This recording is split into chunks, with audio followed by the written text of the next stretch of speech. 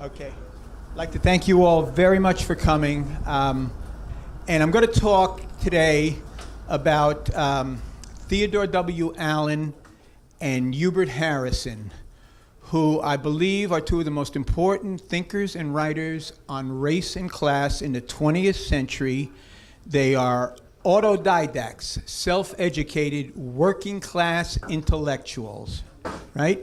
Harrison never goes to college a day in his life. Allen goes one day and found it too confining, right? That's how the story goes. So I'm going to start, and we'll just start with Allen. Here he is. He lives from 1919 to 2005. Now, he knew Leonard Zeskin and were friends with him. I think he knew Al. I don't know if he knew Bob. I think it was Larry, the other fellow who was sitting here in the front row. So some people here knew him. But here's his quick bio. He's a working class intellectual activist. He's a former coal miner. He was president of 3 locals in West Virginia. He goes into the mines in 1936-37, straight out of Huntington, West Virginia High School, SMSA, with the lowest rank in the country at the time, I think. He's a factory worker. He hurts his back in the mine and winds up coming up to New York. He teaches political economics at the Jefferson School for a number of years. And then in the late 50s, kind of starts a move away from what he was doing, and by the mid-60s, he's very independent.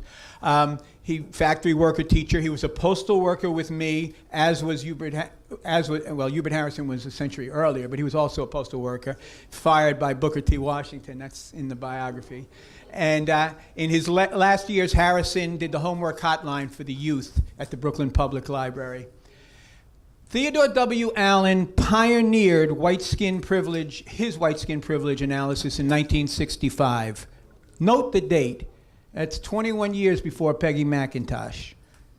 And if you go to Wikipedia and look up white privilege, the first line will say, if it hasn't changed much, white privilege theory holds that all white people benefit from white privileges. That's not what Allen says at all. Allen is clear who benefits. It's the ruling class who benefits.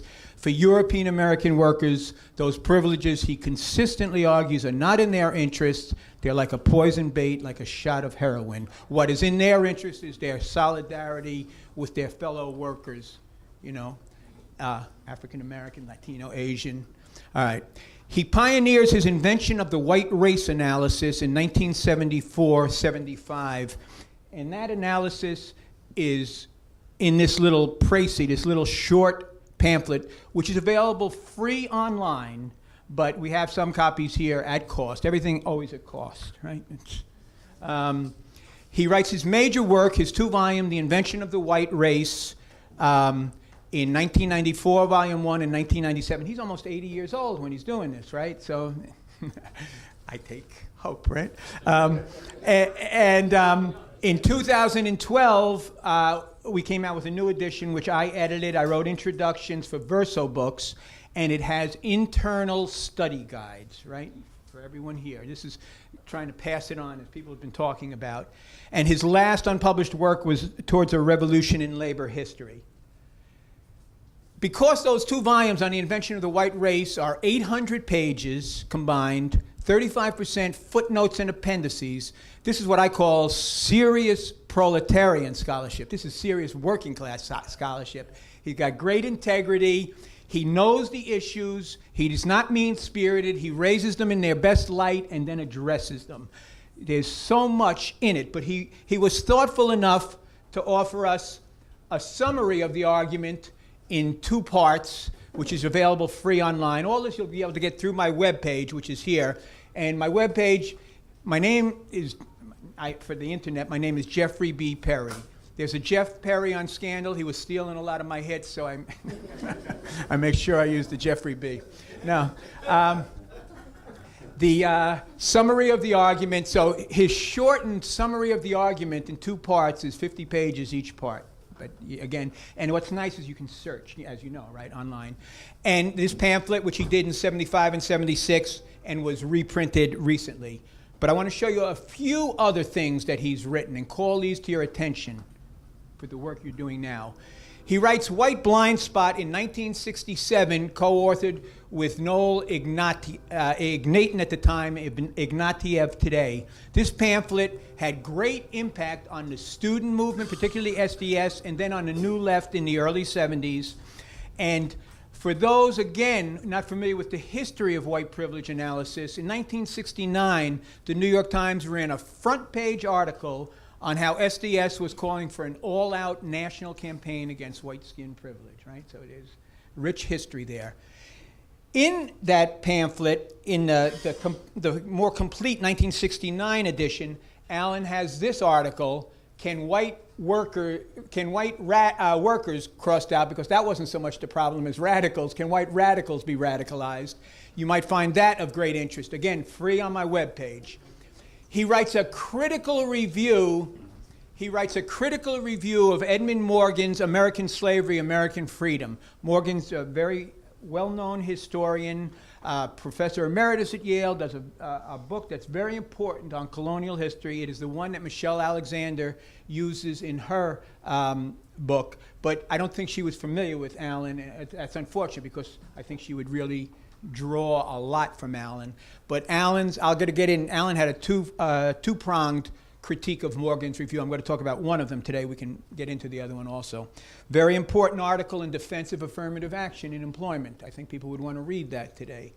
This one, Race and Ethnicity, History in the 2000 Census, takes on added significance in light of what's going on, particularly with the Hispanic category on the census. And that's what Allen talks about in this. And he talks about how census making is political, like everything else in this society.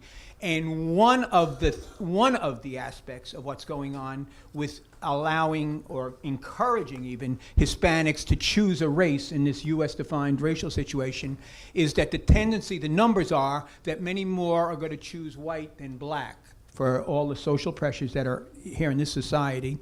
And then what that means is the gloss of democracy, of a white supremacist democracy, of a majority or at least a plurality gets extended a bit further into the future.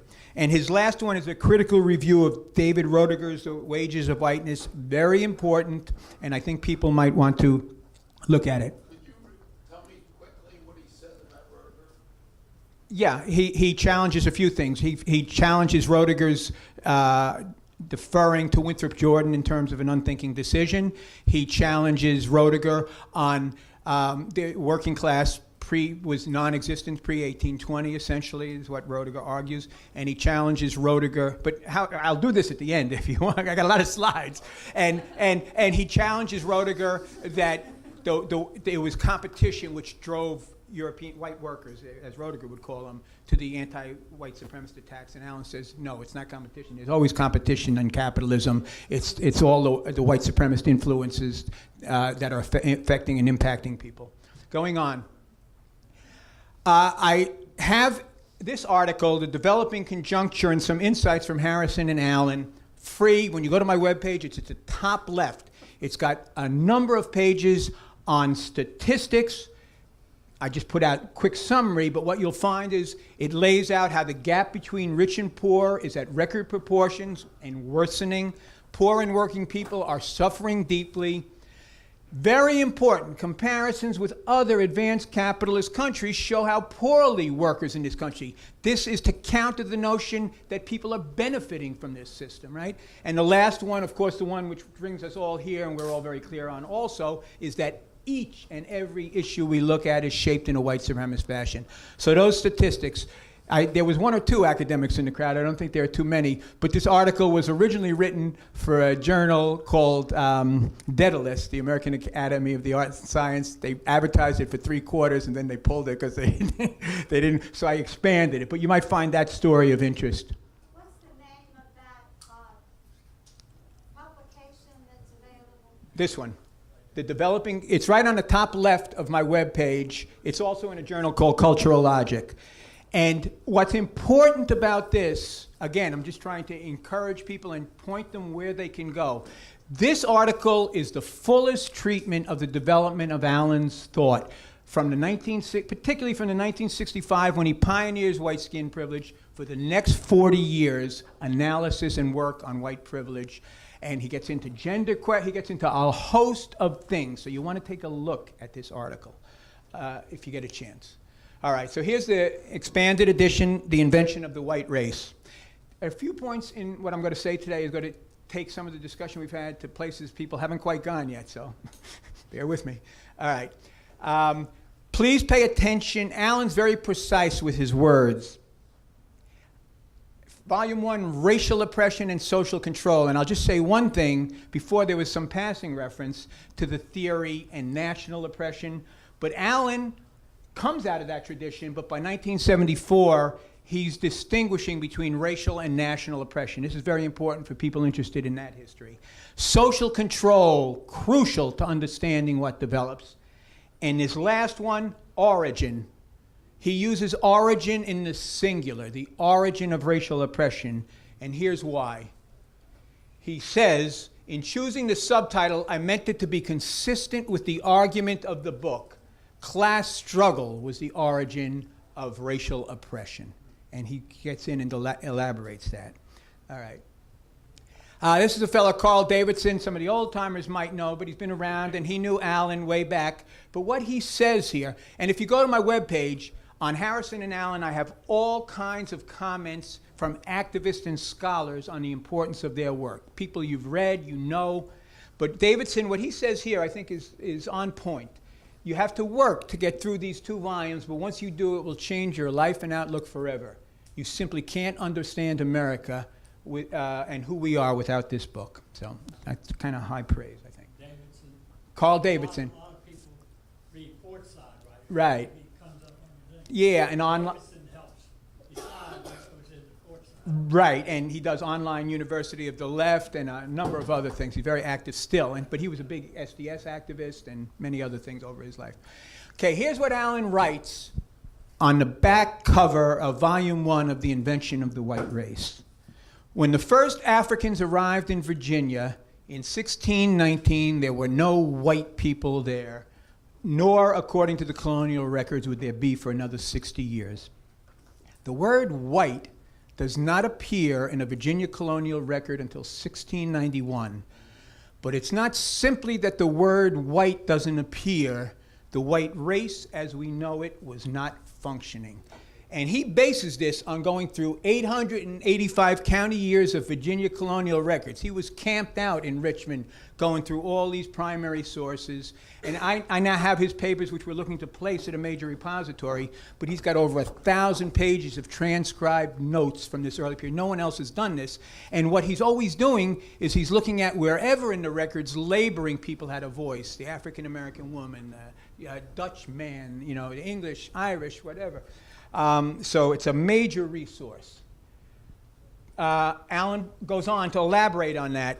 Others living in the colony at the time were English. They had been English when they left England, and naturally they and their Virginia-born children were English. They were not white. White identity had to be carefully taught over the next 60 years. Didn't come naturally, right? Had to be taught. We'll get into that. Here's a case that might interest you. John Punch, 1640. Still no white people. John Punch is what's called, and I'll explain this a little more in a second, a chattel bond servant. He escapes with 2 other chattel bond servants. They were limited term. They served a few years. And he escapes with Victor, a Dutchman, and a Scotchman called James Gregory, still not white, right? And John Punch, who's of African descent, gets the harshest punishment because the plantation owners, whenever they thought they had someone who might be vulnerable, would try and impose harsher penalties, whether it be a woman, a youth, whatever, right? And in this case, they tried to sentence John Punch to lifetime servitude. Now, this is what's of particular interest to this is, that's the only record in all the colonial records on John Punch. But John Punch, Ancestry.com, did a big piece about 4 years ago on John Punch, because John Punch is related, it turns out, to our president, Barack Obama. But it's not on his African father's side, but on his mother's side, right? All right. Bacon's Rebellion, 1676, 1677. This is a big event. I'm going to get into this in more depth. But in Bacon's Rebellion, in that insurrection, the poor and working people, European and African American, fighting together, demanding their freedom from bondage. They kick out the governor. They burn Jamestown. And in the final stages, a ship captain was one of the people sent to put them down, and he writes, I there met 400 English and Negroes in arms, still not white, right, who were much dissatisfied. Some were for shooting me, and others were for cutting me in pieces. I told them that they all were pardoned and freed from their slavery. Most of them I persuaded to go, except in the end, 80 Negroes and 20 English would not deliver their arms. Still not white. So Allen argues this is supreme proof that the white race did not exist at that time, such solidarity, because you wouldn't see it for the next few hundred years, right? So here's the main theses of Allen's work. Please bear with me, we'll go through these, but again, you'll find all this on the webpage and elsewhere. The white race was invented as a ruling class social control formation in response to labor solidarity as manifested in the latter Civil War stages of Bacon's Rebellion. It's the Civil War stage, the second stage of Bacon's Rebellion, when people start coming together, right? The way it was done, a system of racial privileges was deliberately instituted by the late 17th, early 18th century Anglo-American bourgeoisie in order to define and establish the white race and to establish a system of racial oppression. And Allen goes on to argue the consequence was not only ruinous for African Americans, it was, but was also disastrous for European American workers, right?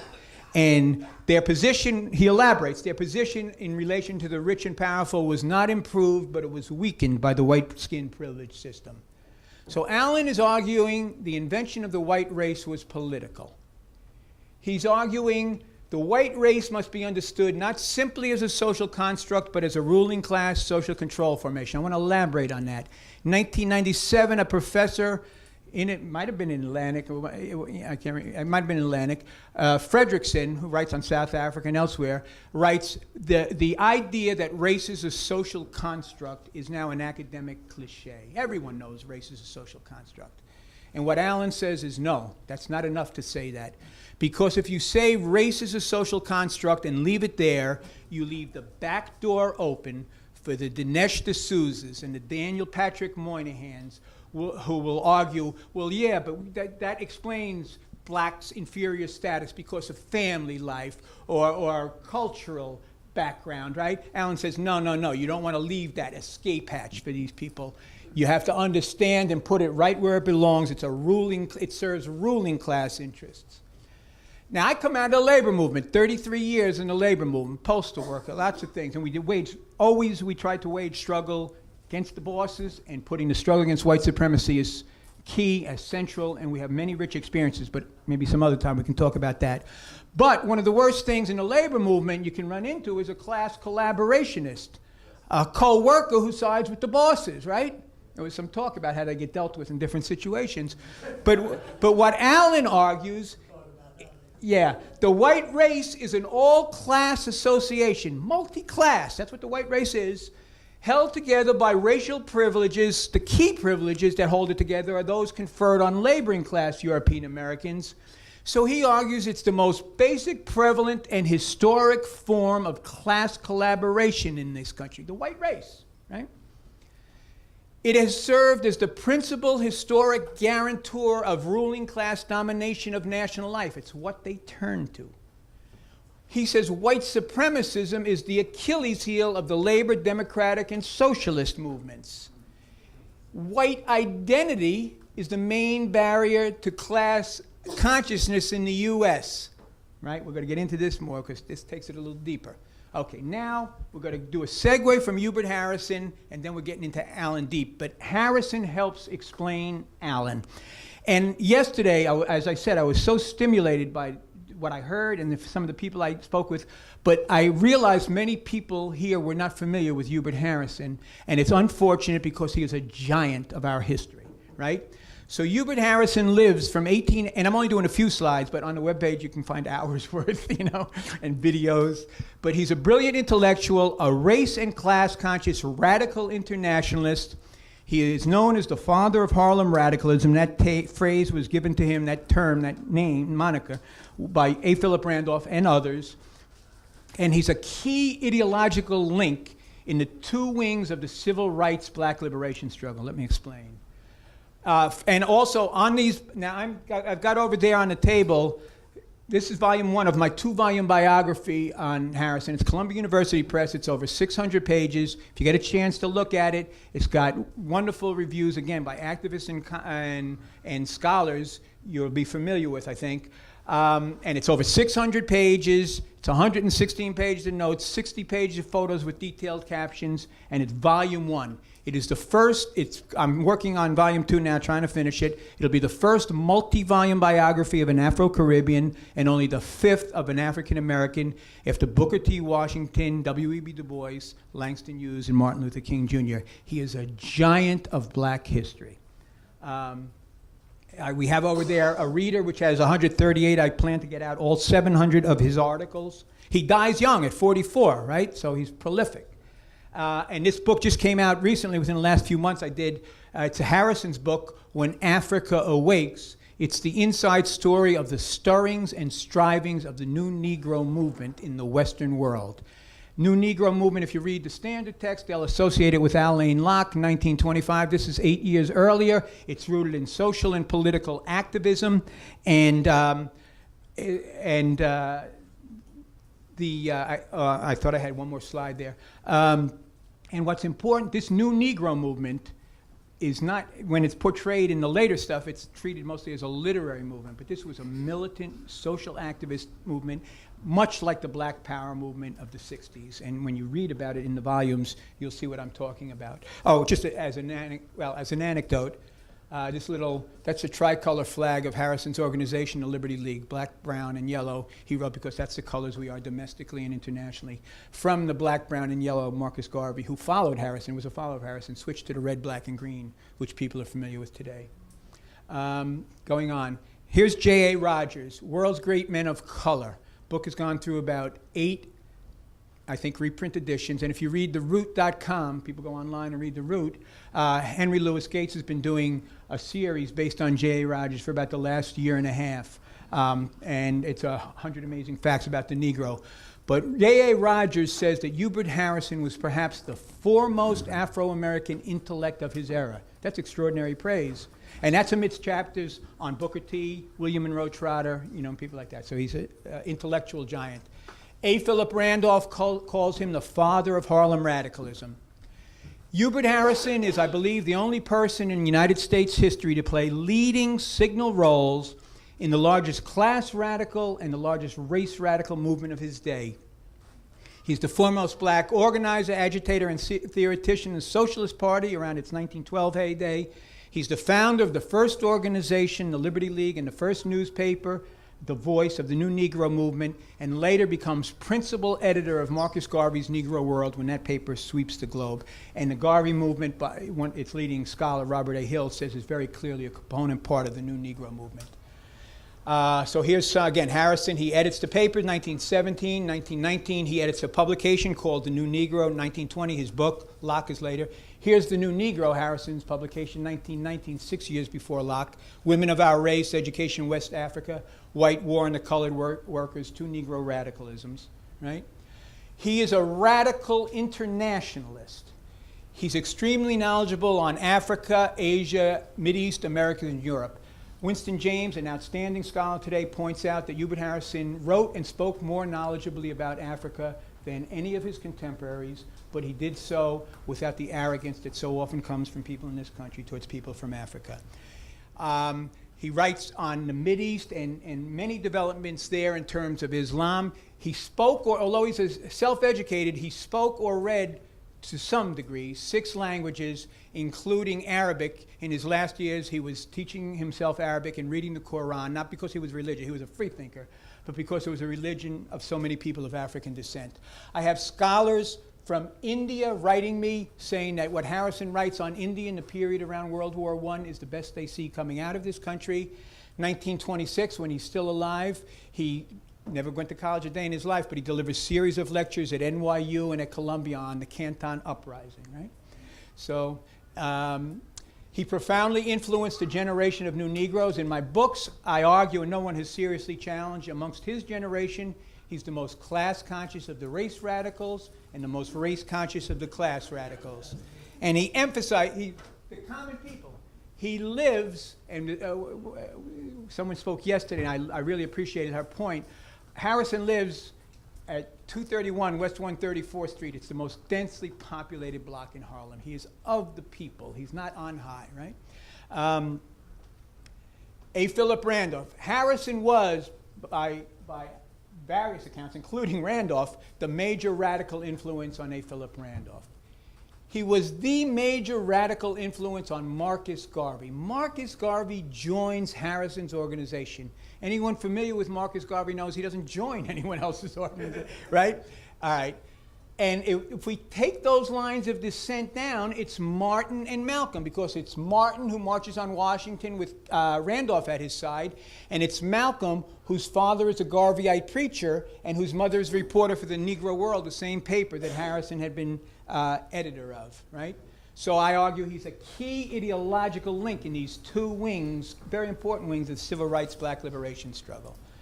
Okay, now just a few things on maybe 7, 8 more slides that are going to lead right to Allen. Harrison arrives from St. Croix, the Virgin Islands. It was Danish West Indies at the time, in 1900. And he encountered a vicious white supremacy unlike anything he knew previously. He and other Afro-Caribbeans coming to the U.S. often commented on it. And Harrison was shocked. When he arrives in New York City, according to Harper's Magazine, had just undergone its 4th great, what they called, race riot. And it was said a black person couldn't walk between 42nd Street and 59th Street without fear of being seized by a mob. That same year, there are at least 107 African Americans lynched in this country. Here's 4 at one time in Georgia, right? Claude McKay, as I said, Harrison comments on this. Harrison used the word shocked when he writes a letter published in the New York Times. Garvey comments on it. Claude McKay phrases it very well. He goes, "When I came to the U.S., it was the first time I had ever come face to face with such manifest, implacable hatred of my race, and my feelings were indescribable. I had heard of prejudice in America, but never dreamed of it being so intensely bitter." I want to briefly explain the difference from what Harrison knew in St. Croix and what he encountered in the U.S., because this is important for us understanding what we're up against. In St. Croix, during Harrison's youth and going back during slavery, but in Harrison's youth, there's no history of lynch terror. There's no formal segregation. Class promotion amongst a sector of the African population was fostered. Harrison was born on a plantation owned by 2 men of color. You wouldn't find that down south for the most part. And white supremacy was not as virulent or as vicious as in the U.S. In St. Croix, here's some of the reasons why. That's what he encounters. Now, in St. Croix, of the 100% of the population, 5% were European, essentially at the top of the society. 80% of the population were black, essentially plantation laborers, and 15% were so-called colored, of mixed European and African descent. The 5% couldn't control the 95%, so they tried to utilize the 15% to help maintain social control. This brings us to one of those topics Alan's going to talk about. So it was for social control reasons that the European elite implemented a policy of some promotion. And so here's what went on in St. Croix. There was a policy of promotion and landholding. As I mentioned, Harrison's born on a plantation owned by people of color. The principal instrument of social control in St. Croix was the militia. The key component was the free coloreds, right? And here's this last one. In 1834, free coloreds were extended an edict of full equality, a law that said at least nominally Europeans and free coloreds were equal in various things. Compare it to the U.S. The general policy was one of severe racial proscription. Slave patrols to maintain control were lily white. And Negroes, as codified in the Dred Scott decision, had no rights that a white was bound to respect. So that's a marked contrast, and we'll get into this more. Harrison, as I said, is a leading black activist in the Socialist Party. In 1912, 100 years ago, he's laying out in a major theoretical journal of the party, and he does series, the first major ones by a black activist, on the Negro and socialism. But he's very clear the duty of the party, the Socialist Party, is to champion the cause of the Negro, right? This is for the younger generation because there were some allusions to the last few days. Occupy Wall Street, we all remember that, right? Here's Hubert Harrison, according to the New York Times in 1912. Hubert Harrison, an eloquent and forceful Negro speaker, shattered all records for distance in an address on socialism in front of the Stock Exchange building yesterday. His voice carried to the furthermost limits, and the crowd was still going strong at the beginning of the third hour. He had this vast crowd occupying Wall Street in 1912. So it's a little more history that people might want to refer to as they continue their work. Here, he's active in the labor movement. He does labor organizing for various unions, but the major labor struggle in 1913 was the Patterson Silk Strike in areas with people some of you may be familiar, Elizabeth Gurley Flynn, Big Bill Haywood, and some of the wobbly IWW organizers. East St. Louis.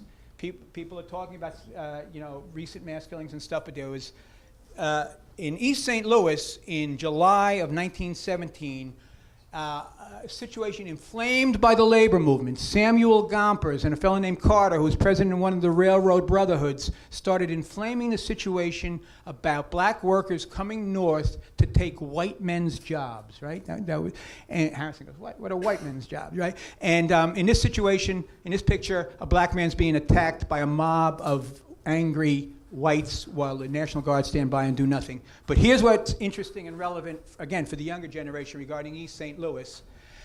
It is 12 miles from Ferguson, right? And Harrison calls a meeting to protest, because in East St. Louis, the estimates of the number of African Americans killed is 39 to 250. Harrison calls a meeting in Harlem on 132nd Street. 1,000 people turn out to protest, just as after Ferguson in New York, we had mass demonstrations. But there's history, again, to so much of this stuff that we do well to learn from.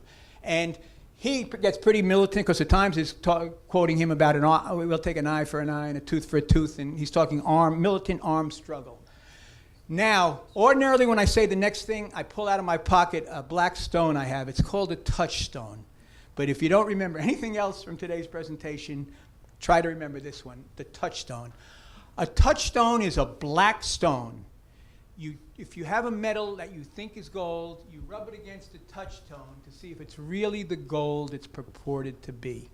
So Harrison writes in 1911 in the Socialist Party press, politically, the Negro is the touchstone of the modern democratic idea. The presence of the Negro puts our democracy to the test and reveals the falsity of it. It is an extraordinary metaphor. Any issue we look at in society, housing, employment, incarceration rates, health care, pick an issue, let's put it to the test. How are black people faring? What are we going to do about it? It's a guide for political action, which is one of the things that we here today are all coming together around. Remember that touchstone. He goes on in the same passage to say that true democracy and equality implies a revolution startling to even think of. And I have no doubt that that sentiment foreshadows the 1960s, when the civil rights black liberation struggle is a catalyst for all these other movements for social change. The anti-war movement, student movement, women's movement, gay and lesbian rights, labor movement. They all take sustenance from the civil rights black liberation for two main reasons, I think. Other reasons too, but two main ones. The cause was just, and it hits so directly at how the ruling class maintains social control.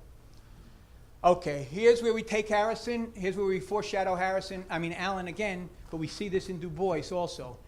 Harrison in 1912, again in the leading socialist journals, argues that the 10 million Negroes of America form a group that is more essentially proletarian, working class, right?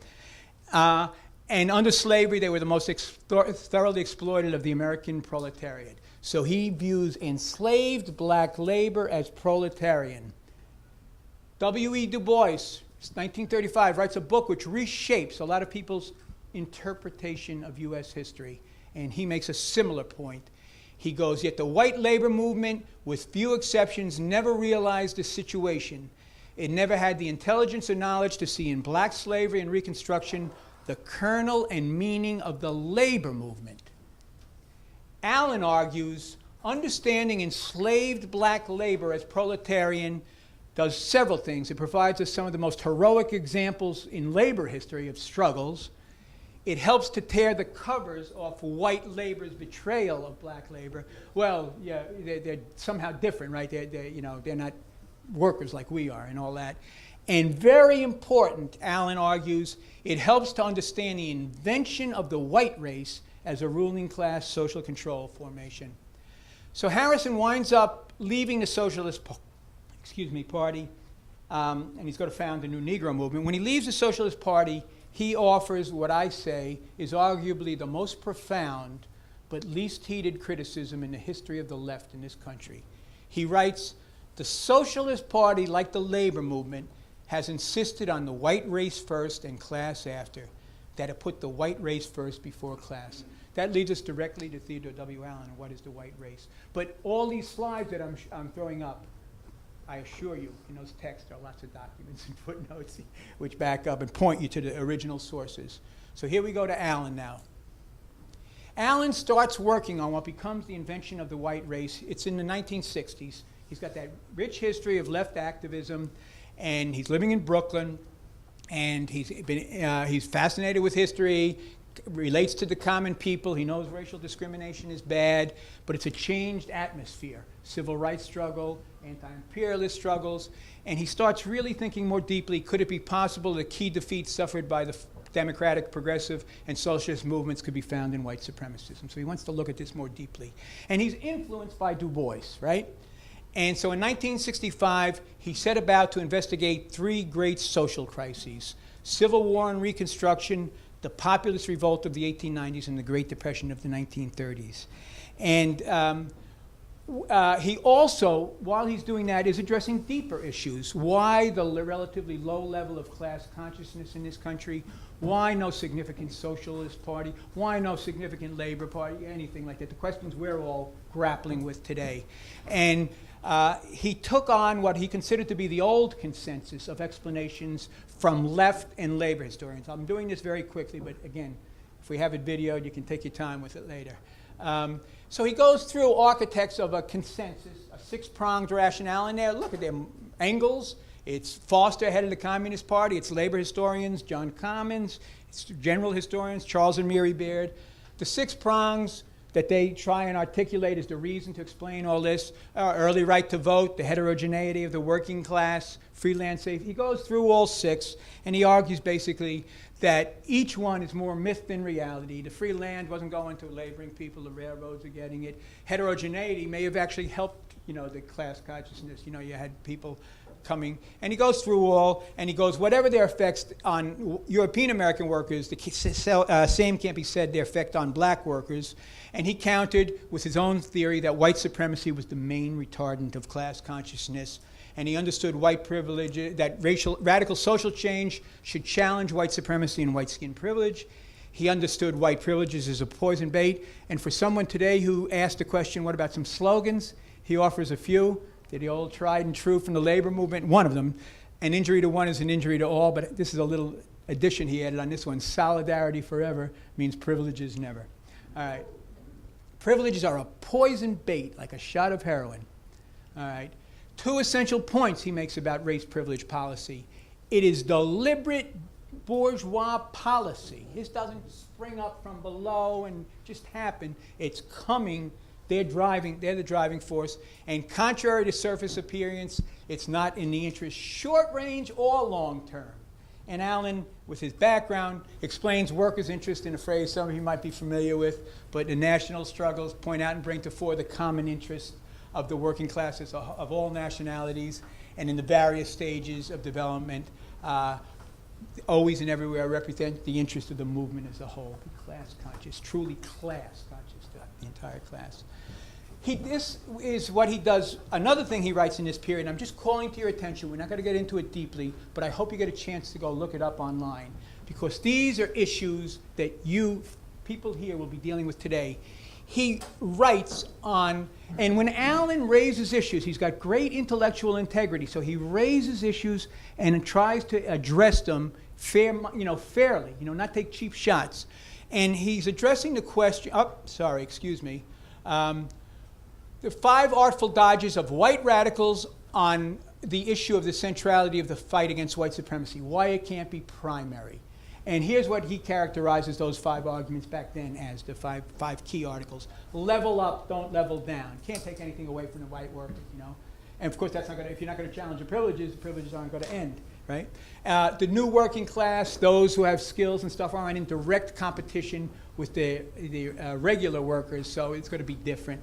And so we don't have to spend so much time on that. The immediate interests of the white workers are in conflict with those of the Negro, but the long-term interests are the same. Therefore, we need parallel struggles, right? For eventually, when the Depression comes, then we'll come together, blah, blah, blah. And number five, which was also current then and is current today in some circles, don't waste time on the U.S. workers. They're bought off, and support national liberation, things like that. So he goes through, and then he addresses them. So I encourage people to go look and see what he writes. Okay. Now, on the 3 previous crises, the first time I saw Allen speak was in 1969, I'm the same age as some of the people here. And what I heard there stayed with me for the next however many years, 40 some odd, right? Whatever. He argues in the 3 periods of national crisis characterized by general confrontations between capital and the urban and rural laboring classes, the key to defeat was in each case by ruling a class appeals to white supremacism, by fostering white skin privileges amongst laboring class European Americans. I'm going to shorten this by only going to the Depression 30s, which was talked about briefly today. But here we go. And I come out of the labor movement again. So a fellow at Columbia, Ira Katznelson, has written a book when affirmative action was white.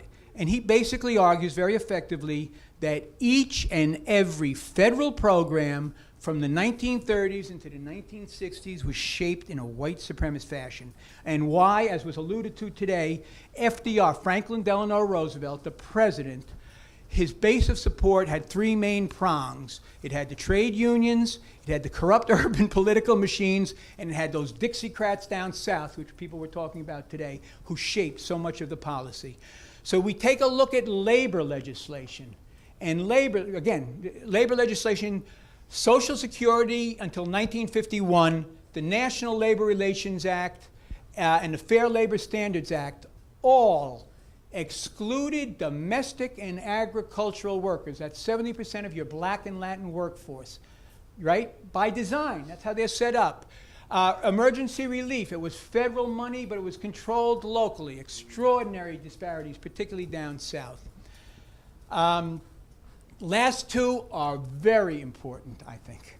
One, the GI Bill. GI Bill, you can get a house with 0 down payment and low interest loan. The statistics for the New York, North Jersey area where I live are 67,000 GI loans awarded, less than 100 go to families of color. That's how you get the ring of lily white suburbs around New York and every other city in this country. Ruling class design.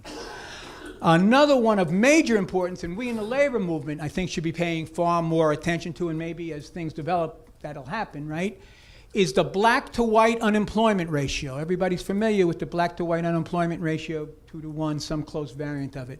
But it wasn't always that way. In 1929, at the start of the Great Depression, the black to white unemployment ratio was 1 to 1, which makes sense if you think about it, because black people were brought here to labor, right? But by 1947, after all the programs of the New Deal and the post-war redeployment, the ratio was 2 to 1, and that's all virtually anyone in this room has ever known, right? So Allen argues, again in this period, the most vulnerable point, because one of the questions this group wants to address is strategy. And he argues the key for strategy is understanding that the most vulnerable point at which a decisive blow can be struck in this country is against bourgeois rule is white supremacy. It is what they rely on and what we got to beat them on and what we can beat them on, the most vulnerable point. Here's something very interesting, and you might find, because this talks about, it refers a little bit to the current climate. People have been asking that question. He says, well, if we step back and take a look, in general, labor struggle in the U.S. could be interpreted as a 5-stage cycle. Normal course of capitalist events, deterioration of conditions for the workers. At a certain point, the substance of the white workers' privileges begins to get eroded. Then the white workers manifest a tendency, let's come together, brothers and sisters, we got something in common. What has then happened traditionally is the ruling class moves to resubstantiate the white race privileges, and unfortunately, historically, in the past, the white workers have taken that poison bait, right? Now, what Allen argues is we struggle against white supremacy in all those stages, but very key is between 3 and 5 when we're coming together and we can build off that, right? All right. And he emphasizes in that period, keep in mind, and this is what we're here about, the importance, and I hate to use this word, hegemony, but Allen used it. Well, it's not me. But he says the need to maintain anti-white supremacist proletarian hegemony in mass struggles, and that's what this group represents. Working class leadership is what we're trying to encourage and build, right? Okay, yeah, thank you. So here's Allen going back to the history of his book. So Allen's working on these 3 crises, and what happens is a fellow named Winthrop Jordan comes out with a book, White Over Black, American Attitudes Towards the Negro, 1550 to 1812. You can see by the title that Jordan equates white with American, right? And this book is the ideological response from the universities to the civil rights black liberation struggle. And the core of what Jordan argues is that white supremacy is just naturally the way white people are. Racism is innate, right? So Allen, as he sets about, he wants to go, this is what prompts him to go back to the 17th century to address that argument, because he thinks it's central to so much. But the 2 arguments that Allen's going to take on in his work, 2 key articles, are one, the idea that racism is innate, and the second, the idea that white workers benefit, right? So the first one is associated with Jordan. The second one is Morgan, who I mentioned earlier, Edmund Morgan, who writes about 17th century, 18th century Virginia, and this is the one, again, Michelle Alexander uses. But Morgan makes the argument that there were too few free, poor European Americans on hand to matter in the 18th century. That's not true. It's factually not true, and it's as if they're all getting promoted up out of the class. That is the case in St. Croix, Jamaica, Barbados, the Anglo-Caribbean, for reasons which Allen goes into, but that's not the class here. So now we're going to go into Volume 1, and we'll do Volume 2, and we'll wrap it up real quick. Okay. This is food for thought. Allen writes in his acknowledgments to Volume 1, first, I acknowledge my obligation to 2 fellow proletarian intellectuals, Charles Johnson, African-American, and William Carlotti, Italian-American, who cleared away my ideological barnacles and taught me to say, I am not white. Food for thought. Okay, Allen sees, and he writes about this, nothing positive in the white race. He says it's a ruling class social control formation. The question is, what are you going to do with these white workers? He tries to talk to them as workers, emphasize their worker, not their white, right? And he explained the white race is now and always has been nothing other than a bourgeois social control formation. He considered the special obligation of the European worker to act by resigning from the white race, joining the human race, if you will, a born-again proletarian, free of the incubus, the devil of white identity. He added that resigning does not entail entering some other racial or nationality group. You remain a European American, right? But again, food for thought. Purpose of Volume 1 is to free the conceptual groundwork of the white blind spot of just thinking of race in terms of phenotype and innate and all that stuff.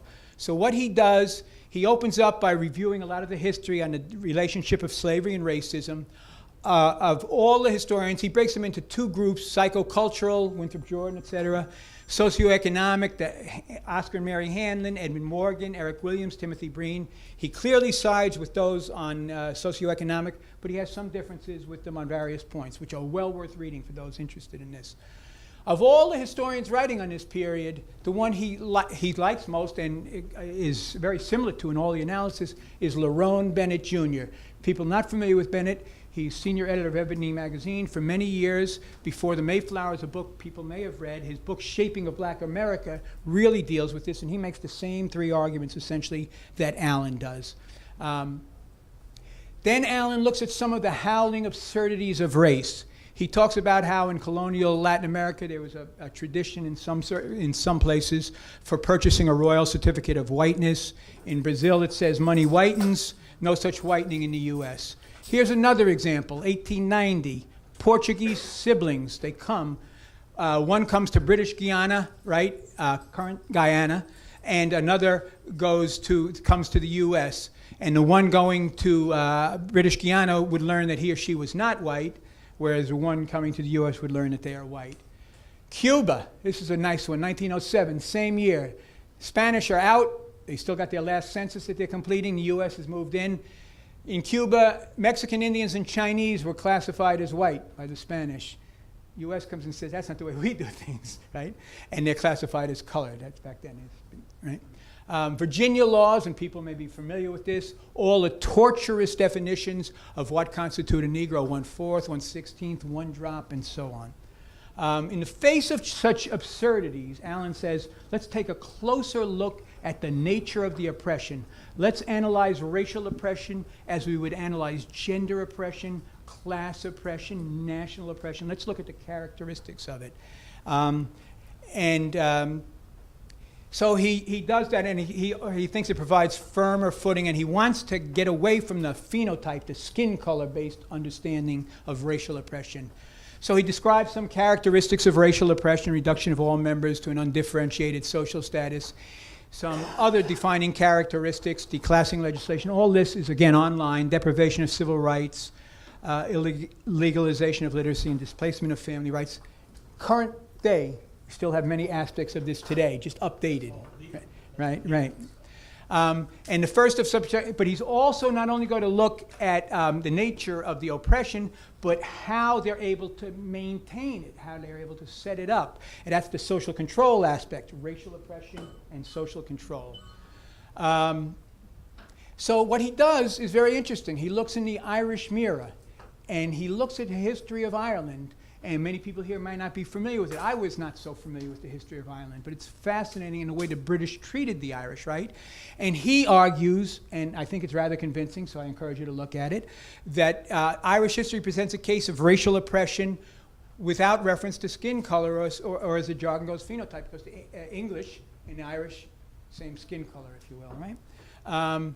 So Allen maintains that a comparative study of Anglo-Norman, which goes way back, but Protestant ascendancy in Ireland and white supremacy in continental Anglo-America demonstrates that racial oppression is not dependent on differences in skin color. You can have racial oppression without it, right?